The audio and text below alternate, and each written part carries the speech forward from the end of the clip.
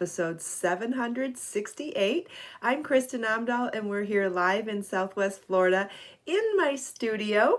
And you may have noticed that the back wall is a little bit bigger than yesterday. If you didn't see, I did go live yesterday afternoon as I was putting together the rest of the grid wall. I haven't finished filling it in yet, but I thought I'd share with you some of the things that I have done so far. And if you were curious about how easy it is to put that grid wall together, or how easy it is to add on to it if you're going to add more than one set, feel welcome to watch that live stream and now recorded video that I posted yesterday. Did have some technical issues, so you can watch the first couple of minutes in one post, and then the rest of the live stream is in a second post. If you're joining me live, please say hello. Hi, Lily and Christine, Thea, Donna, Judy, Angela, Donna, Lisa, Diane, Melissa. Good morning, everybody. Happy Friday. Hi, Carrie. Happy Friday, everybody. Hope everybody's ready for a fun weekend. Hopefully you have lots of good crafting activities planned, or maybe some self-care planned. Hi, Joe. Good morning. Hi, Luna. Hi, Pamela. The red tide is still going very strong here. I've been taking Benadryl every night for the last couple of nights because my eyes have been itching so bad in the evening. I'm not sick, but I'm definitely affected by the red tide this year, and I'm not even at the beach. I've been feeling that way just from going in and out of the house, living close to the water. So, and Marlon has too. So the fact that it's happening to Marlon too really tells me that it's definitely just the Lisa too. Lisa's having allergies right now as well. Hi, Joe. Hi, Judy. Good morning. Hi, Lorraine, Diane. Good morning, Judy. Judy's posting links to what I'm talking about in the live stream. How awesome is that? And she's posted a link to the grid wall if you are interested in purchasing it. Keep in mind that this massive grid wall that I have now is 3 sets of the grid wall that she's showing a link to. It's $75 per set, and I have 3 sets combined here against the wall. And if you're unsure how to combine extra sets, I feel welcome to watch that video that I shared yesterday. Judy is also sharing a link to the YouTube video where I did that yesterday. I'm not going to watch it because I know I bend up and down off the floor, and I don't want to see what I look like. I don't want to see my belly, my hips, my thighs, any of that stuff, or my double chin from different angles. So I'm not going to watch the video, but I know how to put the grid wall together. So if you want to put the grid wall together, you watch the video. Oh, anyway. Oh, that reminded me of something I was going to say. Shoot. Hi, Rita. Good morning. Okay, so one of the things that I thought was important for adding to the grid wall was adding a few more color families, a few more color family representations on the wall. So as you already know, we have all the way in the corner here, we have the cool natural. So it goes from black through charcoal, platinum, silver, lavender, and white. Then we go on to the burgundy red, pink, which starts with burgundy, cherry, bubblegum, princess, and blush. Then the next one we have tropical. This is like an orange coral family. So we have tropical punch, coral. What is that one? Salmon, peach, and tutu. Then in the yellow orange wall, we have marigold. No, we have tangerine, marigold, Dijon, sunshine, and buttercup. Then in the greener side of turquoise, we have clover, emerald, jade, turquoise, and mint. Wow, I'm almost stumping myself here, but I'm not. I'm coming through. And then in the bluer side of turquoise here, we have forest green, peacock teal, splash, aquamarine, and robin egg blue. Then in this blue category, we have, am I pointing correctly? Here we go. We have navy, indigo, cobalt, Mykonos, and prince. Then in this purple cube, we have eggplant, sugar plum, violet, lilac, and periwinkle. And then in the new grids over here, I've added the warm neutrals. So we have in this grid wall, we have chocolate, stone, gold, ecru, and snowflake. And then I wanted to represent rainbow in a couple of different palettes. I know I talk about this often, that there are lots of ways to do rainbow in this 60 color palette. And honestly, I only showed 3 here. You could keep going. We could fill up all of these with different variations of rainbow, to be honest with you. Whether you picked neons, primaries, pastels, there's so many different ways to do a rainbow spectrum. So this one I did, this is one variation of a brighter neon, but honestly, you could have picked any of the purples to represent neon purple. You could have, this happens to be lilac. In the bright blue, I chose Mykonos, but you could have gone with cobalt for another bright neon-y kind of a blue. In the green, I chose jade, but you could have gone with emerald, or you could have gone with spring green to keep that bright vibrancy. I went with coral for the orange, but you could have also gone with tangerine. And I went with Diva, which is a bright raspberry, but you could have gone with any of the bright pinks. So it could have been Diva, it could have been bubblegum, it could have been watermelon or tropical punch. Any of those bright colors would have worked really well for representing the red tone in a rainbow. So in the neon, you could have done this in lots of ways, but I happened to pull lilac, Mykonos blue, jade green, coral, and Diva. Then in the pastel rainbow, again, there are several ways you could have done this. I went with orchid, peach, mint, prince, and lilac. I think that you could have also gone into robin egg blue or aquamarine or turquoise in here, in the blues and greens here, which would have been any of these colors up here instead of the prince. And then I think for instead of peach, you also could have gone, am I going off camera if I go over here? Oh, I feel like Vanna for a little bit here. Okay, so instead of doing peach, to stay in the pastel-y, you could have gone even into tutu and gone with a yellow also with buttercup. So you could really play, and I try to limit this to 5 colors because that's what would fit in the grid. But if you were going with 6 or 7 colors, you could use a lot more of the pastels here. So you could have used blush instead of princess pink. That's blush pink. It's a much lighter pink. You could have used tutu, which is lighter than the peach that I used. You could have used buttercup here for a yellow. Mint green works, but so does turquoise, so does robin egg, so does aquamarine. And then we did go with prince, but notice any of those colors would have worked as well.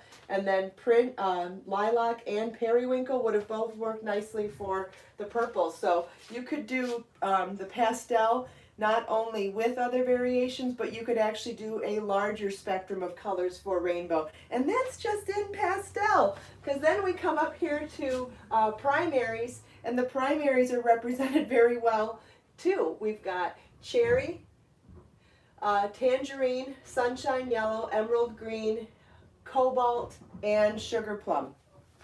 And again, could definitely pick out other colors that would work for primaries as well. There are other reds that might be more vibrant. Cherry almost feels a little dark for primary up there.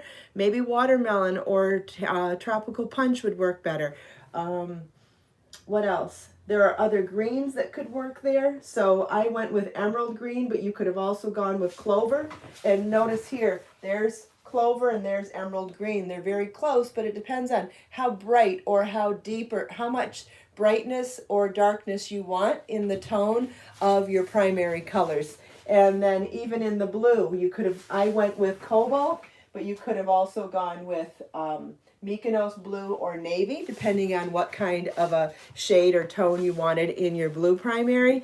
And then also in the purple, we have lots of purples to choose from too. So I went with sugar plum up there, but I do feel like violet and eggplant and well, maybe not lilac, but I think in the purple. Plus, don't forget, if you wanted to make that spectrum larger, you would want to add an indigo in there. Remember, Roy G. Biv, ROYGBIV, is red, orange, yellow, blue, indigo, violet. So putting an indigo in between the blue and the purple would be really well representing of a rainbow spectrum as well.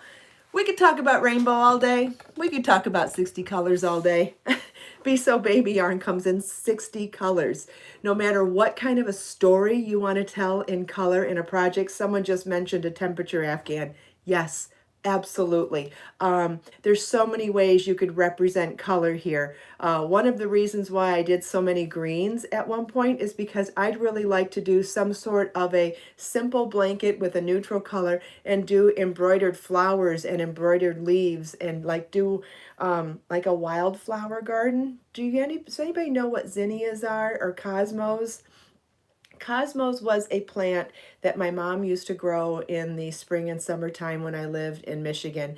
And they're these super tall flowers that are really bright and beautiful, but they have so much greenery as well. And so when I chose to add spring green and leaf green and emerald green and clover green and all these different shades of green, it was with the idea in my head that at some point it would be really beautiful to do some sort of an application. And I'm not sure if a blanket makes sense or maybe a messenger bag or a pillowcase, but something where I could embroider those leaves and stems on the bright colored flowers, but have so much shading opportunities too, so that you could have all those different variations of green to add shading to the top and bottom of the leaves. Anyway, that was my thought. And I know it really doesn't apply to knitting and crochet specifically, but there's always method behind my madness, right? And one of the things, and so the reason why I have so many greens is for creating some sort of a, I guess an embroidery type of a picture of a field of flowers. Anyway, that's just me. Thea's grandmother grew zinnias. You know what I'm talking about then. I think I meant cosmos, but aren't zinnias similar to cosmos? I think they're similar. So, oh, my black sheer floral blouse came in, and I'm so happy with it. You may have seen the white one before. I looked in my Amazon shop this morning. The black one is sold out right now, but the white one's still available. I'm sure the black one will come back in eventually, but I'm very happy with it. It has elastic on the sleeve so that it cuffs up like this, and instead of having buttons, it's so much easier to roll up your sleeves because you can just push them up. I think that the sheer blouse with the flowers on it is just gorgeous. I love it. And I'm wearing the size large, which I thought the large was a smidge too tight on me in the white, but the black one fits just fine in the large. So it either fits the size or maybe I've lost a couple pounds. Who knows? Who knows? Thanks, Joyce. I love a sheer blouse, you know that, and I'm excited to have a black sheer floral blouse. I probably should have worn a camisole underneath it, so I'm just going to be honest with you. I'm just wearing a nude bra, and it's not enough, so I apologize if that's offending anybody. It wasn't meant that way. I didn't realize my lights would pick up the nuances between skin tone and nude bra tone. But hey, I'm showing you the example of what not to do. There's nothing wrong with that either. Hi, Pamela. Good morning. Thanks, Lily. Thank you, Sharon. I love the blouse. I love it. Now, if I put a jacket over, I wouldn't feel weird about not wearing a camisole. But if I were to leave the house in this blouse without a jacket, I would put a camisole on underneath the top. And what's interesting is depending on what color camisole you put on, you can create different looks as well. A nude camisole would really allow this floral print to shine through. If you wore a black camisole, it would really accentuate the sheerness of the sleeves because you wouldn't see it as much in the body. And if you wore like a white, it would also pick up a lot, just like a nude would. But I would only wear a white tank top if I was wearing white jeans or white bottom. And I would wear a nude tank top if I was doing any sort of a darker bottom. And obviously I would wear a black tank top with any dark bottom as well. Hi, Kiranjeet. Good morning. Pamela's making another mandala. Awesome. Good for you. Okay, so yesterday we started talking. Oh, are any questions about all the colors that I talked about? Are there any questions about the grid wall or anything we've talked about so far? Because I do want to move on to another subject, but I will wait and make sure that there aren't any questions about anything I've talked about so far. And FYI, I have not finished decorating the grid wall, obviously. Not sure if we'll do that interactively or if I'll put it together myself. I am happy with what I've done so far. So I've I did a bunch of colors of yarn at the top, obviously, and then I've mixed up books and projects in the middle. I like having all the baby dolls out. It breaks my heart when I have to put them in storage, and you know how I like to personify things that aren't human. I already, I add so many human characteristics to my cats. That's why I talk to them. I talk to animals when I'm on bike rides or walks. I definitely like to personify things that aren't human. So for me, the baby dolls, they really need to be treated like babies. So I'm much happier with them sitting out than in storage. It usually bothers me at some point every single day. So I'm much happier having them out. In fact, I do believe some of them could use little blankets to cuddle with in there, but we'll get there. Let's see. Is the grid wall sturdy on the floor? Absolutely, Thea. It is very sturdy. It did come with things that you could attach to the wall if you're afraid of it falling over, but keep in mind, I'm not putting anything heavy in there. So, I mean, other than there are a couple of books across the whole thing, but I'm not using it for book storage. If I were using it for book storage or something, or storing heavy things, I would always suggest that you put your heavy things on the bottom and go lighter as you go up, and also add those wall secure clips as well. This is 3 sets of the grid wall, Kiranjit. That's why it looks so big. This is 3 sets. Each set came with the equivalent of 40, what was it, 40 grids? 4 times, 20 grids. It was a 4 times 5 set for each one, and I bought 3 sets. That's why it's so big now. Then I'll stand up so you can get a really good size of it. So like, this is 1, 2, 3, 4, 5, 6.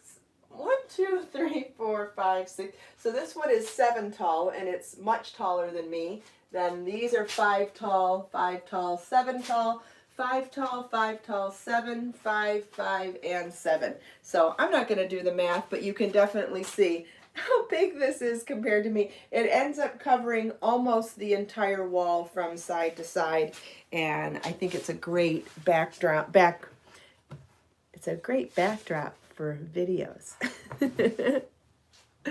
Yes, it's lots of storage too, and that's the other thing. I did it for display for my videos, but it also works for you as a crafter for storage. Notice how I didn't buy, even though I bought extra cubes, I didn't end up buying, let's see if I can get this closer. I didn't end up buying extra bins, so I had to, see if I can get this to work. So in order to get them all the way across, because I only had enough bins for 2 rows with 2 sets. So instead of buying a 3rd set of bins, I shuffled some of the bins from the 2nd row to fill up the bottom of the 1st row. So now I have 1, 2, 3, 4, 5, 6, 7, 8, 9, 10. I have 11 bins solid across the 1st floor. And then I alternated every other cubby with a bin on the 2nd row. If that doesn't work for me, I may end up buying more bins. The size bins that I needed for these cubbies is the 11-inch cubes, and I did find them on Amazon, and you can find them in my Amazon shop. No, the cubbies did not come with it, but the good news is they come in lots of colors. I ended up going with the white so that they would blend in, and Judy is sharing a link to not only the grid wall, but also the storage bins. It's important that you get the right size, so the size that she's sharing right now is the size that I bought. I can't remember if it's 10.5 or 11, but whichever size the ones are that she's sharing are the ones that I bought. And also notice that they have a big grommet in the front, which is really convenient for having a place to pull. And because it's a hole, you can see through and see what's in each one, which is great. Thank you, Michelle.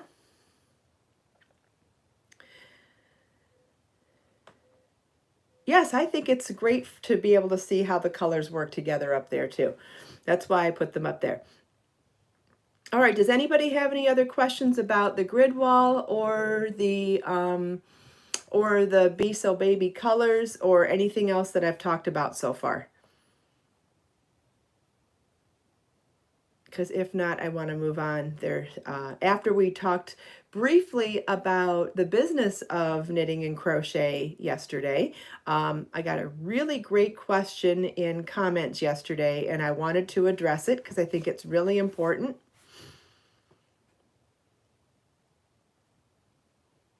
Sharon, even if you don't have a craft room, I think a grid wall like this would be a great way to organize your crafts in whatever corner of a room that you have. And you could even put curtains up over it in front of it if you wanted to block it off in between use. You could clip I think that you could make some sort of a clip or hang some sort of a clip along the top here, and you could hang curtains. And I think that'd be a great way to hide your craft corner when not in use. So I don't think you actually need to have a craft room to do something like this. You could also put it in a closet if you needed to. You could deck out a closet this way. What I like about grids, or having grids like this, is it's a better use of the free space above whatever you stack. If you just had columns, it would be hard to stack all the way up and get to the things underneath. Having them small like that allows you to use up every inch of that space so much better. Thank you. Okay, I don't see any other questions. So the question that came in yesterday after we talked briefly about crochet and knitting as a business was somebody, how did she ask it? I'm just going to paraphrase. She said, I want to be able to use patterns from designers for items that I sell, but I'm not sure how to do that. And I understand that that's an issue, and oftentimes, most of the time, when you download a pattern or buy a pattern, you will see a copyright protection on there saying this is intended for personal use and yada, yada, yada, all that good stuff. And that is to protect the designer from people reselling the pattern, right? Or a large manufacturer stealing the pattern and going into production. So there are lots of good reasons why those copyright protections are written on patterns. First, I don't want a major designer to come in and say, oh, wow, that would be perfect for my next season. I'm just going to use Kristin's pattern and make 10,000 garments out of this and not give her any credit and not give her any money. That would be wrong, right? And you don't want another designer to come along and say, hey, I really like Kristin's pattern. I'm just going to copy and paste all this, put it in another document and call it my own and sell it and not give her any credit and not give her any commission. That would be wrong. There are a variety of ways that someone can steal your copyrighted work. And so that's why a copyright is written on patterns, to protect the author and designer from someone stealing the work. Now, having said that, and this is where I differ. I have a different opinion on this than some other designers. What I'm about to tell you does not apply to every designer out there. I'm only speaking about myself personally and my brand specifically, okay? Some designers may agree with me and some don't, and that's okay. And you will have to talk to individual designers to find out what their opinion is on this. Okay, so my patterns do say copyright protected for personal use only, straight across the board on my patterns, and that is to protect me and my brand and my work. However, if you want to use my patterns to make projects to sell at art fairs, to sell to people individually, making them one at a time to sell to others, if you write to me in writing, whether it's an email to Judy at judi@kristinomdahl.com, fill out the contact us button on my website or email me. It has to be an email. It can't be through a DM in social media. It can't be through a comment in social media. It has to be an email that gets sent to Judy or me asking for permission for using a specific pattern and then saying where you're going to be using it, and agreeing to write on the card, like you're going to add a card with your price tag or whatever, an information card to the project saying this project was made with a pattern by KristinOmdahl.com. Then you get my permission for using it. Now, that's only if you ask for specific written permission.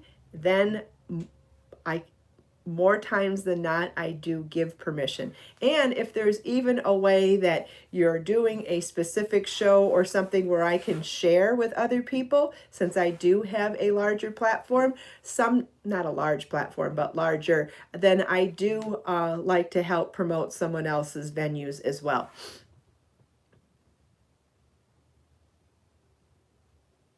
Christine, if you are using someone's design and you add your own creativity, that is you being creative for yourself, for your personal use. I do not believe that that is a new, unique, original pattern. I think there is nothing wrong as a crafter from taking a pattern and being creative with it. In fact, I encourage that all the time, but I encourage that as a creative hobbyist, not as someone to take my patterns, copy them, and resell them and call them their own. Do you understand the difference? I think that if we're talking about using a pattern as a stepping stone for blossoming our own creativity, that's a conversation about being a crafting person and a creative person. That's not talking about being a designer. Do you understand the difference between those two? Lisa says yes. Good.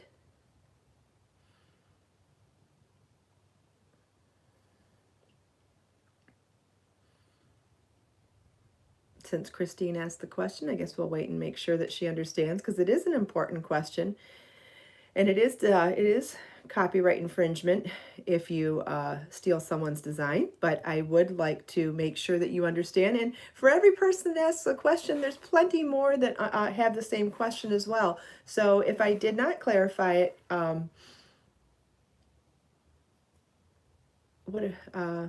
Megan wants to know, what if you're giving it away? Are you saying giving away a pattern, or are you saying, we've talked about several things now. If you are talking about making a project with someone's pattern and then giving away that, no, you don't need to ask permission for that at all. Absolutely not. What you do with the things that you make are your business. But if you want to sell something, you should ask for permission first.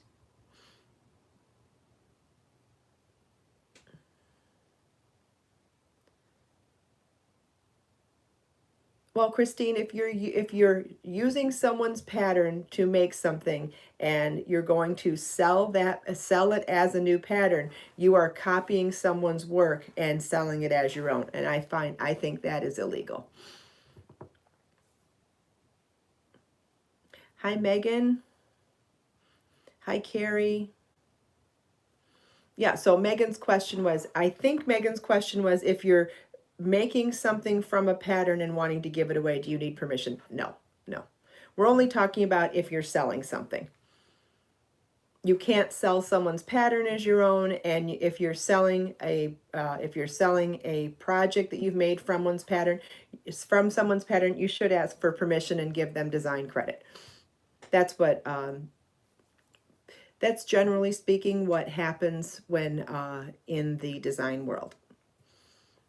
When you're given permission, there are lots of designers out there that do not give permission to sell their projects under any circumstances. So it really is based, it is a preference based solely on designer to designer. You don't always, it's not the same with everyone, and that's why you need to ask.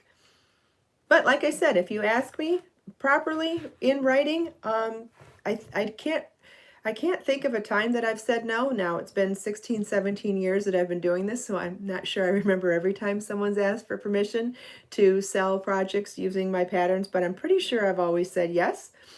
As long as it seems reasonable to me, I am more than happy to promote other people's businesses, especially since I know how hard it is to start a craft-based business, and I have worked my tail off for the last 17 years working on a craft-based business with lots of high labor costs. So I am more than happy to help support other small businesses anytime I can, and that's why I just ask for a conversation to be started. That's it.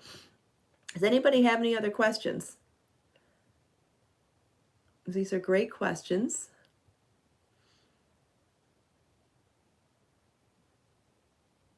Well, Christine, using a stitch is not the same as using an entire pattern. If you, yes, there you can use foundation ovals in your design. Yes, there is no copyright on stitches. And I don't know if anybody was aware of that. It's the combination of stitches to create a project that gleans a copyright protection. Stitches do not have. Double crochet is not copyright protected. Even foundation ovals are not copyright protected. No, anybody can use them in any design. It is not the stitch that is copyright protected. It is the design as a whole that is copyright protected. So hopefully that makes sense to Christine as well. Okay, good. It does. But great questions, because not anytime someone has a question, other people do too. Yes, Millie, if you purchase a pattern, you also cannot give that pattern to anyone else. Right. It is when a pattern is sold, unless otherwise specified, it is a single use pattern. That applies to digital as well as print. It is copyright protected as a single use pattern. You can ask designers for rights to purchase bulk copies of a pattern, and I believe it can be discounted. But if you are purchasing for single use only, it is not intended for sharing with other people, and that is a copyright infringement. That is correct. Carrie's working on the Sabrina Cardi and Mary Jane Throw, or Shawl and Throw. That's wonderful. That is a great question, though, Millie. It's something we haven't talked about in a long time, but I know it is something that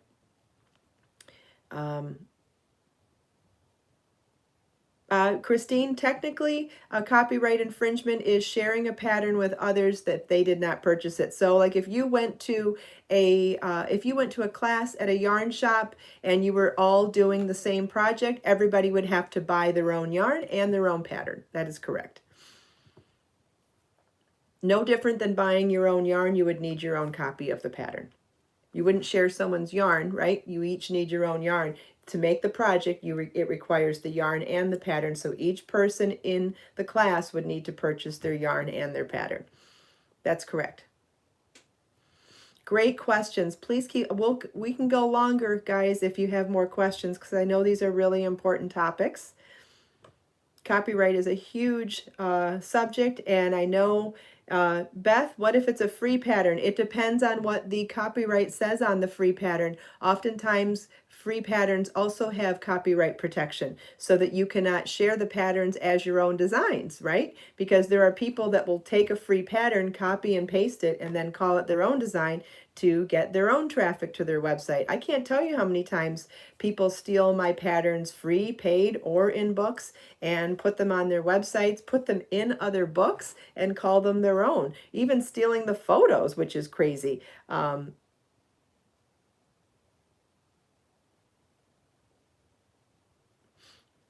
Kiranjit, I don't understand if you're telling me not to give advice or if you are saying you don't give out advice. I don't understand.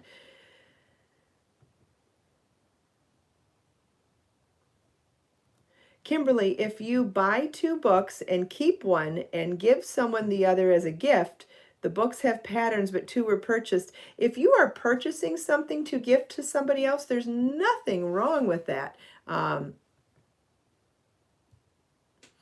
There's nothing wrong with that. If it's purchased, you can give something. Kiranjit doesn't give advice. Okay, that's fine. You don't have to. Oh yeah, I find my patterns with my own pictures on other people's products all the time.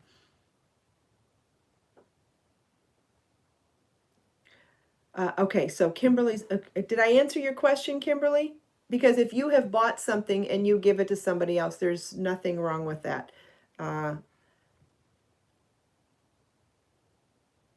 Yeah, and if you don't know the answer to what someone's copyright is, just reach out to them. Most people will, I would think most people will answer you. I know we will answer you. If you're unsure what you are legally allowed to or not to do with something, just ask. I'm more than happy to help you in any way that I can, whether it's promoting your, if someone's making projects with my yarn or my patterns and selling them in an Etsy shop, let me know. I'll share it. If you're doing something at a show with my patterns and my yarns, let me know. I'll share it. I had somebody from Hawaii ask me about this a couple of weeks ago, and I said, yes, let me know when your show's live and I'll share it. And then maybe if there's people that I know in your area, I can send people to your show to help you get more customers. I am more than happy to help when it's not a copyright infringement to me. Like, let's just have the discussion. There are no dirty secrets here. I am more than happy to discuss copyright with you, and I'm more than happy to give you my blessing to use my projects, to use my products to sell in the right way. So ask me for my permission and we can discuss it. And if I think it works for my brand and I think that I can help you, I will. It requires a conversation. If you do it without asking permission, then that is copyright infringement. So I'm just saying, just have the conversation. Reach out to Judy, reach out to me. Judy is the best way to get a hold of me since I get so many emails and comments, and you may wonder why I always say to reach out to Judy to reach me. It's because Judy helps me to answer things with priority instead of me just getting bogged down with things from all sources.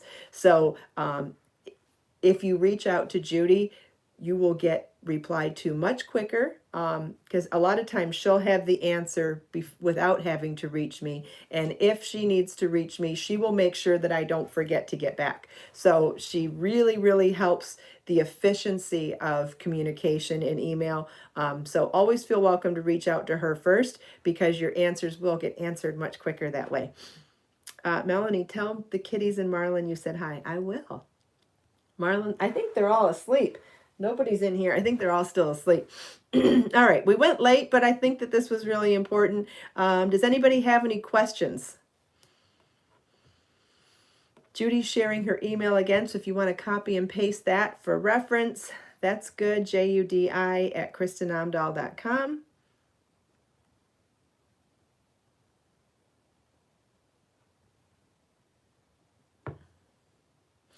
And then once you save her email, don't forget to add her email to your safe senders list. Yes, Melissa is saying, have a blessed day. That's a great idea. Have a blessed day, everybody. How's my new cardigan going? I have been working very specifically on videos for the new book and getting the new book to market. So the cardigan and the cardi vest and the other cardigan are both on the back burner temporarily, but I will be bringing them back out soon. I just have more pressing issues in the last couple of days, but I will be getting back to them. Christine, I believe you get emails from Judy already, so you probably already have her on a safe list. Well, thank you all so much for the great questions today. I hope this helped everybody understand copyright a little bit better. And please, if you don't understand or you need more help, please just email us. We're more than happy to help you with anything we can. Yes, have a great weekend, everybody. Thanks again so much for the questions, the comments, the conversation. Anytime we can have these really thought-provoking conversations, I think it's good for everybody involved. Thank you so much for taking time out of your busy day, and I hope you enjoyed going over all the new colors and the grid wall. So a lot of fun. We did a lot of things today. It was a very busy morning. Have a wonderful day.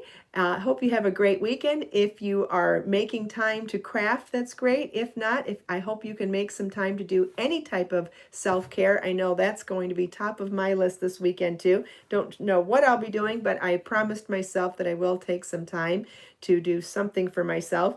Let us make time to create, share, and inspire today and every day. Have a great day, great weekend, and I will see you Monday, same time, same place. Bye-bye.